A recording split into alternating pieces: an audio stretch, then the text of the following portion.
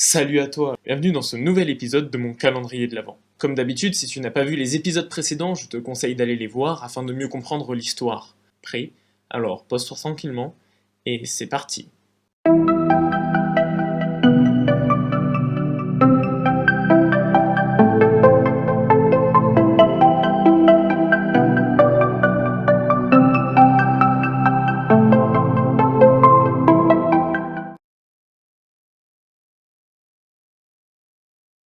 14 Oubra 558. Soren et son ami se retrouvèrent aux alentours de 10 heures, devant la porte d'un petit restaurant. C'était le troisième endroit le plus fréquenté par Lane quand il donnait rendez-vous à ses clients. Quand le restaurant ouvrit, Peyton rentra en premier. Le restaurant semblait très classique et les amis se doutaient qu'à l'heure du repas, il serait pris d'assaut. Soren se dit que ça en faisait un endroit idéal pour discuter à l'abri des oreilles indiscrètes. Le brouhaha dans ce genre de lieu rend très difficile de suivre depuis une autre table une conversation sur le long terme. Les amis n'avaient pas encore mangé et s'étaient dit que ce serait une bonne occasion de le faire. Par ailleurs, cela augmenterait probablement leurs chances d'obtenir des informations. Les commerçants parlent toujours plus volontiers à un client qui souhaite acheter quelque chose. Peyton s'adressa à un des serveurs et lui demanda une table pour deux. Quand celui-ci vint pour prendre leur commande, Peyton en profita pour lui demander. En fait, nous sommes à la recherche d'un ami.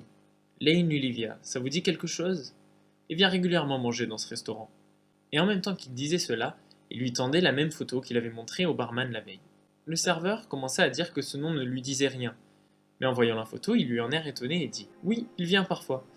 Mais je ne le connais pas plus que ça, je suis désolé. » Et le serveur repartit en direction des cuisines.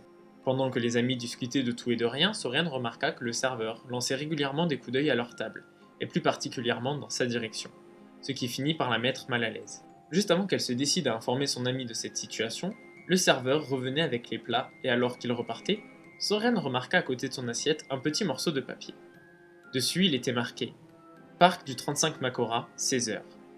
Ce parc se trouvait à une bonne vingtaine de minutes de marche. Ils finirent donc leur repas, puis quittèrent le restaurant alors qu'arrivaient les premiers travailleurs qui venaient manger. À 16 heures, alors que le phénomène de l'éclipse se dissipait lentement, le duo arriva dans le parc. Il n'était pas très grand et possédait la propriété intéressante de regrouper des arbres qui venaient de différentes planètes et qui fleurissaient donc les uns après les autres. Ainsi, le parc possédait toujours des arbres en fleurs. Au bout de quelques minutes à déambuler sous les branches, ils finirent par apercevoir au loin les serveurs qui leur avaient donné rendez-vous. Le duo s'en approcha et en les remarquant, il vint à leur rencontre. « Bonjour, je suis désolé de ne pas vous avoir aidé plus tôt, mais je ne voulais pas que mon patron ou un autre serveur nous entendent. » Il leur expliqua alors pourquoi il les avait fait venir et s'adressa à Soren. « Quand vous êtes arrivé au restaurant, j'avais l'impression de vous avoir déjà vu. Puis quand vous m'avez parlé de votre ami, j'ai eu peur que vous ne lui vouliez du mal. Cependant, après, ça m'est revenu. Je vous avais déjà vu à son bureau. Enfin, sur une photo dans son bureau. » Soren était impressionné par la mémoire du serveur et souhaitait savoir où elle pourrait retrouver son mari, et pressa donc son interlocuteur de lui fournir cette information. J'y viens. Donc voilà, à force de le voir venir au restaurant, toujours avec des personnes différentes, j'ai fini par me demander qui il était. J'ai laissé traîner une oreille par-ci par-là, et j'ai fini par apprendre qu'il était enquêteur privé. Un jour, mon frère a eu un différend avec son employeur. Bref, je vous passe les détails, mais j'ai donc demandé à votre ami s'il pouvait l'aider, et il m'a donné rendez-vous à son bureau, à cette adresse. Le serveur leur indiqua sur une carte l'endroit où se trouvait le bureau de Lane. Par contre, ce n'est pas moi qui vous l'ai dit. Je ne veux pas de problème, d'accord? Et après qu'il l'eut remercié et donné un généreux pourboire, ils quittèrent le parc. Soren était à la fois heureuse et extrêmement désorientée. Elle allait retrouver son mari, mais celui-ci n'était pas celui qu'elle pensait connaître. Les deux amis se rendirent donc en direction du bureau qui leur avait été indiqué, mais le trouvèrent fermé. Sur la porte était écrit Harp & Jay's Company. Peyton râla. Mince, ce n'est pas ici. Il s'est moqué de nous. Et alors qu'il se retournait pour partir, il vit Soren qui fixait cet écriteau. On est au bon endroit. Qu'est-ce que tu racontes? Demanda Peyton.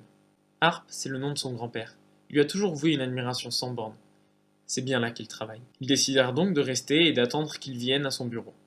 Soren reviendrait tous les jours s'il le fallait, mais elle retrouverait son mari et elle aurait des explications.